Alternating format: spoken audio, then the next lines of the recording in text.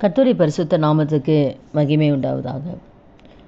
இந்த நாளில் ஆதியாகமம் 22வது அதிகாரத்தில் நம்ம பார்க்கும் பொழுது ஆண்டவர் சொல்கிறாரு, ஆபிரகாமை பார்த்து சொல்கிறாரு, உன் புத்திரனும் உன் ஏகசுதனும் உன் நேசகுமாரன ஈசாக்க நீ மூரிய தேசத்துக்கு போய் அங்கே நான் சொல்கிற ஒரு மலையில் அவனை எனக்காக தகன பலியாக பலி செலுத்துன்னு சொல்லி ஆண்டவர் சொல்கிறார்.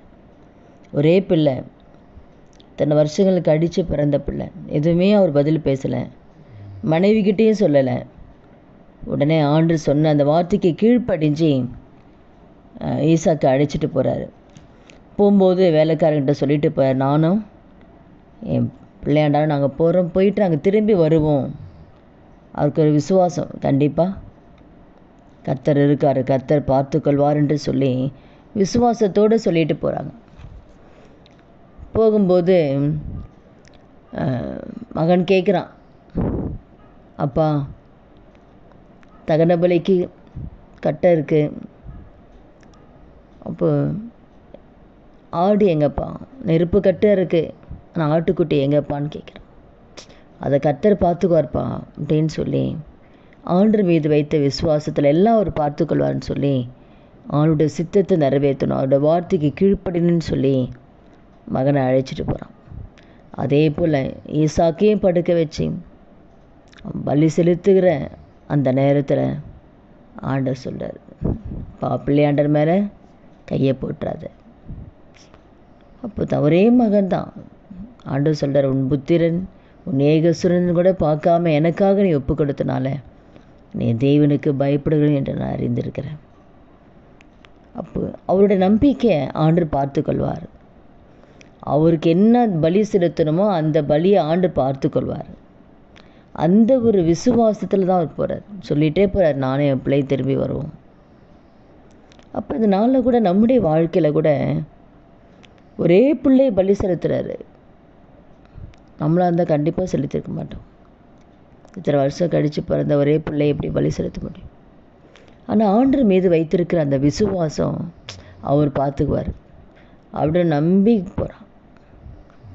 கர்த்தர் பார்த்துக்கொள்வான்ற அந்த நம்பிக்கையில் போனனால கரெக்டாக அந்த இடத்துல ஆண்டவர் ஈசாக்குக்கு பதிலாக அங்கே வந்து ஒரு ஆட்டுக்குட்டி ஆடு ரெடி பண்ணி வைக்கிறார் பலி செலுத்துறது. அப்போது கரெக்டாக அங்கே போய் அங்கே ஒரு கடாவை, அங்கே ஆட்டுக்கடா அங்கே ரெடியாக இருக்குது, புதரில் சிக்கிட்டுருக்கு, அதை போய் பலி செலுத்தா. அப்போ அவருக்கு தெரியும் எந்த நேரத்தில் இப்படி செய்யணும்னு தெரியும். அப்போ அவர் சொன்னதை நம்ம செஞ்சிடணும், அவ்வளோதான். செய்யும்போது நிச்சயமாக இந்த காரியத்தை கர்த்தர் பார்த்துக்கொள்வார். அப்போது நீங்கள் நினைக்கலாம், எவ்வளோ பணம் கட்டணும், எவ்வளோ தேவைகள் இருக்குது, எவ்வளோ குடும்பத்தின் தேவைகள் இருக்குது, பிள்ளைகளுடைய காரியங்கள் இருக்குது, எல்லாமே அவர் பார்த்துக்கொள்வார். பிள்ளைகளுடைய எதிர்காலத்தை அவர் பார்த்துக்கொள்வார். ஃபீஸ் காரியத்தை கர்த்தர் பார்த்துக்கொள்வார். நம்ம விசுவாசத்தோடு சொல்லலாம், அவர் பார்த்துக்குவார்ப்பா. வேலை கிடைக்கல, அவர் பார்த்துக்குவார். வயசாயிடுச்சு, திருமணமாகலை, அவர் பார்த்துக்கொள்வார். எல்லாமே அவர் மீது நம்பிக்கை, கர்த்தர் பார்த்துக்கொள்வார். நாம் அதை சொல்லணும், பிரச்சனை பிள்ளைகளுடைய காரியமாப்பா, நான் எதை கவலைப்படலை, கர்த்தர் பார்த்துக்கொள்வார். அவ்வளோதான். கடன் பிரச்சனையா, தெரியாமல் கடன் வாங்கிட்டேன், கர்த்தர் அந்த கடனை அடைச்சி கொடுப்பார், அவர் பார்த்துக்கொள்வார். அப்போ எல்லாமே ஆண்டவர் மீது இருக்கிற நம்பிக்கையில் கர்த்தர் பார்த்துக்கொள்வார்னு சொல்லி நம்ம விசுவாசத்தோடு அந்த வார்த்தையை நம்ம அறிக்கை இடும்போது நிச்சயமாக ஆண்டவர் அந்த வார்த்தையை கனப்படுத்தி நம்முடைய வாழ்க்கையில் அற்புதத்தை செய்வார். அவர் எவ்வளோ தைரியமாக போகிறார் பலி செலுத்துறதுக்கு. பலி செலுத்து குமாரனை வெட்டுறதுக்கு கத்தி எடுத்துடுறாரு பாருங்க. எந்த அளவுக்கு விசுவாசம்! அந்த கத்தி எடுக்கிற நேரத்தில் ஆண்டவர் நிறுத்துறார். அப்போ நம்முடைய வாழ்க்கையில் இருக்கிற சூழ்நிலைகள், பிரச்சனைகள், போராட்டங்கள்லாம் நம்ம மூழ்கி போடுற மாதிரி தான் இருக்கும். ஆனால் கரெக்டான நேரத்தில் தேவன் அற்புதத்தை தேவன் அவர் பார்த்துக்கொள்வார், அவர் செய்வார். சரியான நேரத்தில், கரெக்டாக அந்த நேரத்தில் தேவன் உங்கள் வாழ்க்கையில் அற்புதத்தை செய்வார். அதனால் நீங்கள் எந்த பாதையில் போனாலும் ஒரே ஒரு வார்த்தை சொல்லுங்களேன், ஆண்டவர் பார்த்துக்கொள்வார். திருமணமாக கர்த்தர் பார்த்துக்கொள்வார். அவருக்கு தெரியும் ஏற்ற நேரத்தில் பிள்ளைங்களை திருமணத்தை நடத்துவார். பிள்ளை குழந்தை இல்லையா, அவருக்கு தெரியும் எப்போ கொடுக்குறோன்ட்டு, அவர் கொடுப்பார், அவர் பார்த்துக்குவார். இப்போ நம்ம ஒரு மனுஷனை சொல்லலை இவன் பார்த்துக்குவான்ட்டு, ஆனால் நம்மை உண்டாக்கின தெய்வத்தை நம்ம சொல்கிறோம், அவரால் எல்லாமே முடியும். அதனால் இந்த வார்த்தை கேட்குற ஒவ்வொருத்தர் வாழ்க்கையில் எந்த பிரச்சனை போனாலும் சோர்ந்து போகாதீங்க. எல்லாத்துலேயுமே கர்த்தர் பார்த்துக்கோன்ற வார்த்தை நீங்கள் சொல்லுங்கள்.